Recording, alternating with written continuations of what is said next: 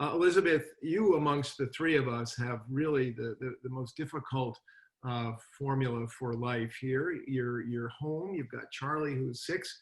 You're supposed to be taking care of Charlie. You're supposed to be homeschooling Charlie. You're supposed to be taking care of people in your job. You're supposed to be preaching. You're supposed to, and you haven't been off your little plot of land in a month. So, it's great that you're still with us. Just a word about the world according to you. And yeah, well, thanks, Justin. I really resonate with so much of what you said, and filtered through life with a child. It's a little bit with a twist. But yeah, I think that my situation is like any parent right now who's been thrown into the role of homeschool teacher. And, there's the sense of not just an added thing to do, it's just a complete restructuring of life and a complete reordering of priorities and demands and expectations. And each day can either crumble into a heap of frustration and disappointment and total failure, if not meltdown and physical struggles and everything. Or, you could just have sometimes I end with numbness. I've just gotten through the day, clawed through it, and there's no sense of what happened or what went well or not. But we've been in this now about, in my case, I guess I feel like it's been about 7 weeks or so. And, the first 6 of them, I would say, were actually completely unmanageable, and just, I couldn't see which way was up. I can imagine what it would be like to be in a shipwreck where everything's tumbling under the water and you can't figure out which way's up and what's going to float to the top and what's going to make it to the top.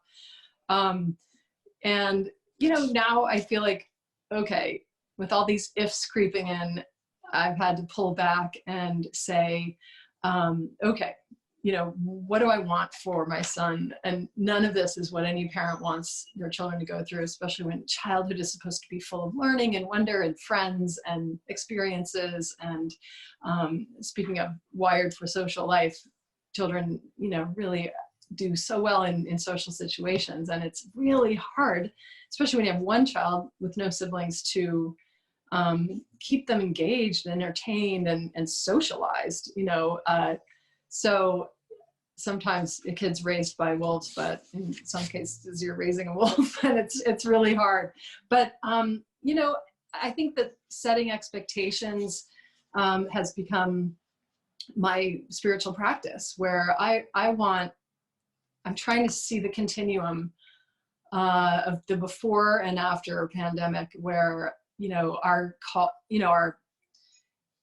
our ideal as religious and faithful people is always the same goal, is to tune our lives to where God is in each day, in each moment, and look for that.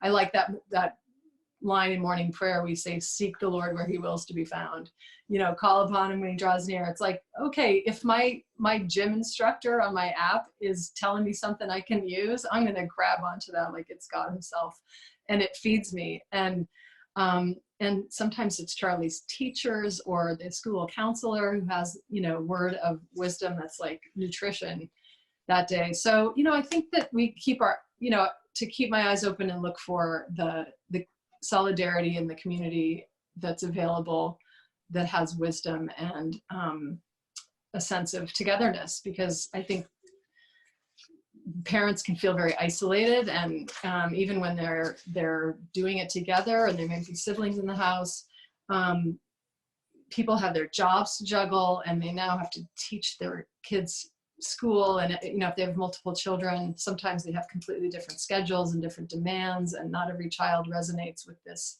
2-dimensional interaction. And in my household, it's a complete anathema to the way my son wants to learn. And so, I think just finding a place of success and happiness at the end of each day, and a contentment that we're together, we're healthy, and we have a place to live. I mean, people are suffering tremendous losses of jobs and sometimes relatives, and all that kind of stuff, not to mention the routines and the things we wanted to do and the things we hold dear.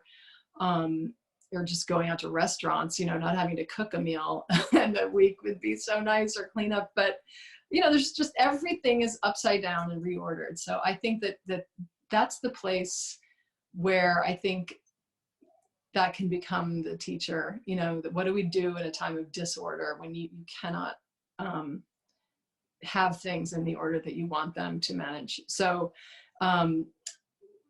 what I'm experiencing is just that sense of chaos where in the chaos, I have to find some calm and some peace. And it's really not a lot.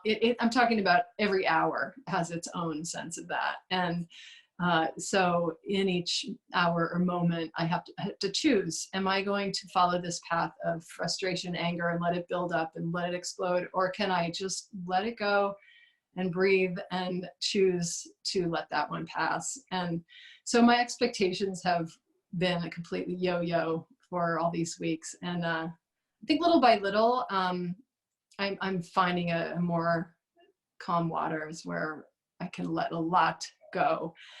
One thing I think parents might be feeling is just this grief or overwhelming sense that, my kid's going to fall behind, or maybe the dreams I had for age 6, 7, 10, 12 are not going to be realized. Tennis lessons might not happen, camp can't happen, study abroad, whatever people have in mind, that just is not happening. And with children, everyone has these high hopes and dreams for what they might experience. And to have it all stuck at home now, these sound like high class problems, but whatever level wherever people are with that, I think there is a sense that we're out of control of what we had in mind. So I think that's a perennial condition in life. And here it is under the pandemic context, but it's more so. But that's what I'm hearing that I'm also experiencing. It's just this juggling, the chaos, the confusion, the lack of control, and the dashed expectations in general, but also in each day that can really take you aside. So a lot to learn from in that. Such incredible, thank you for sharing all that. Really, really incredible.